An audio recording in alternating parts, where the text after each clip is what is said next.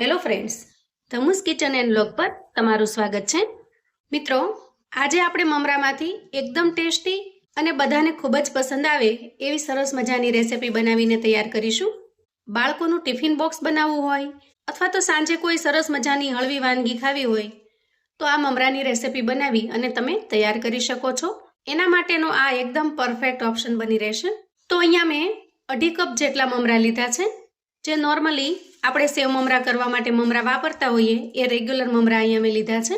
આ રેસીપીને તમે તમારી અનુકૂળતા મુજબ બનાવી શકો છો, છતાં પણ માપનો થોડો ખ્યાલ રહે એટલા માટે આપણે અહીંયા કપથી મેજરમેન્ટ લીધેલું છે.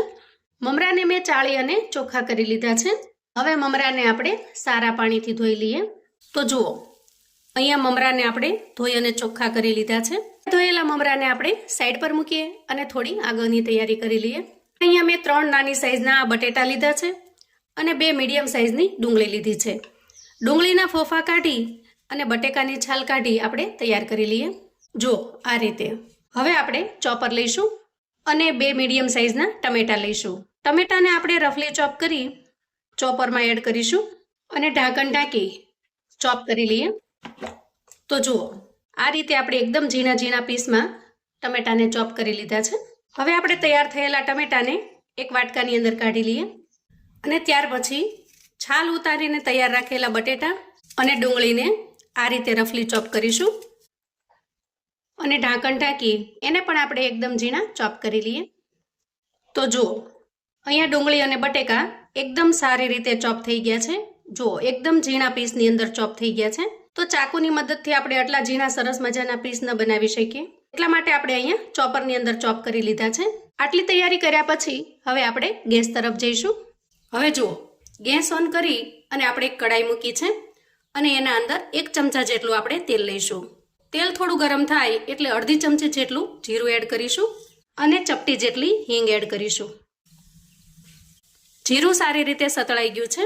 આ સ્ટેજે આપણે થોડા શિંગદાણાને એડ કરીશું અને 1/8 ચમચી જેટલી દાળિયાની દાળ એડ કરીશું. 1 લીલું મરચું મેં આ રીતે ઝીણું સમારીને તૈયાર કરેલું છે, એને એડ કરી દઈએ.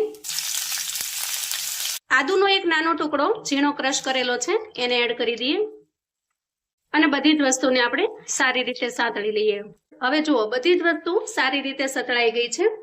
આ સ્ટેજે આપણે ક્રશ કરેલા ડુંગળી અને બટેકાને એડ કરી દેવાના છે અને આપણે એનું કાચાપણું દૂર થાય ત્યાં સુધી સાતળી લેવાનું છે. બંને સારી રીતે સતળાઈ ગયા છે. આ સ્ટેજે આપણે ચોપ કરીને રાખેલા ટમેટાને એડ કરી દઈએ અને સારી રીતે મિક્સ કરી લઈએ. હવે આપણે આમાં સૂકા મસાલા કરી લઈશું. તો અહીંયા સ્વાદ પ્રમાણે મીઠું એડ કરીશું, અડધી ચમચી જેટલું ધાણા જીરું પાવડર એડ કરીશું, થોડી અમથી 5 ચમચી જેટલી હળદર એડ કરીશું અને અડધી ચમચી જેટલું લાલ મરચું પાવડર એડ કરીશું. આજની રેસીપીને આપણે એકદમ સરસ ખાટી મીઠી ટેસ્ટવાળી બનાવીશું.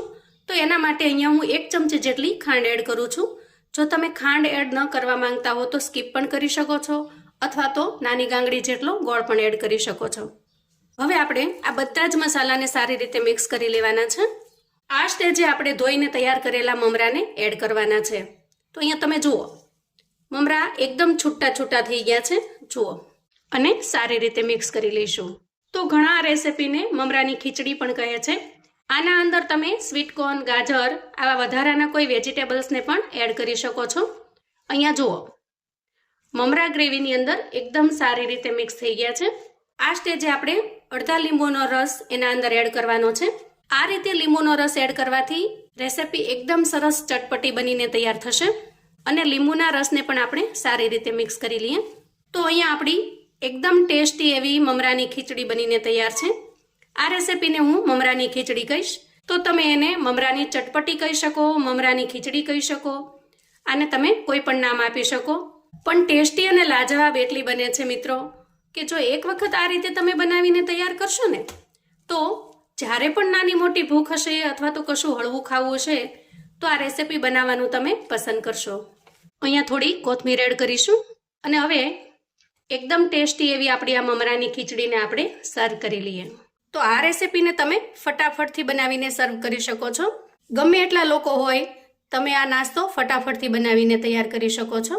ચટપટી ભેળ અને ખીચડી જેવો ટેસ્ટ બધાને ખૂબ જ પસંદ આવે છે. અને જો હજી સુધીમાં તમે આ રેસિપી ક્યારેય ટ્રાય ન કરી હોય તો એક વખત મારા કહેવાથી ચોક્કસથી બનાવજો. ખરેખર તમને ખૂબ જ પસંદ આવશે. નાના મોટા સૌ ભરપેટ ખાઈ શકે એવી સરસ મજાની બનીને તૈયાર થાય છે. અહીંયા ઉપર ડુંગળીના થોડા લચ્છાથી આપણે એને ગાર્નિશિંગ કરી લઈએ. અને વધારે ચટપટું ખાવું હોય તો ઉપરથી થોડો લીંબુનો રસ એડ કરી દેવાનો અને આ રીતે થોડી ઝીણી સેવથી એનું ગાર્નિશિંગ કરી લેવાનું. એકદમ ટેસ્ટી અને ખૂબ જ મજેદાર બનીને તૈયાર થાય છે. તો મિત્રો, સવારનો નાસ્તો હોય કે સાંજનું હળવું ભોજન, તમે આ ફટાફટથી રેસિપી બનાવીને તૈયાર કરી શકો છો અને એન્જોય કરી શકો છો. તો આવું અવનવું જાણવા માટે અને મને સપોર્ટ કરવા માટે ચેનલ પર જો તમે નવા છો તો પ્લીઝ ચેનલને સબસ્ક્રાઈબ કરો. વિડીયો ગમે તો લાઈક અને શેર કરો.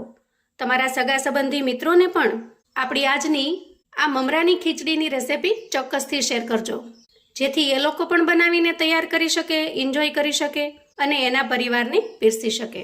કોમેન્ટમાં મને ચોક્કસથી જણાવજો મિત્રો કે આજની આ ચટપટી રેસિપી તમને કેવી લાગી છે. ફરી મળીશું એક નવી રેસિપી સાથે. ત્યાં સુધી આવજો મિત્રો.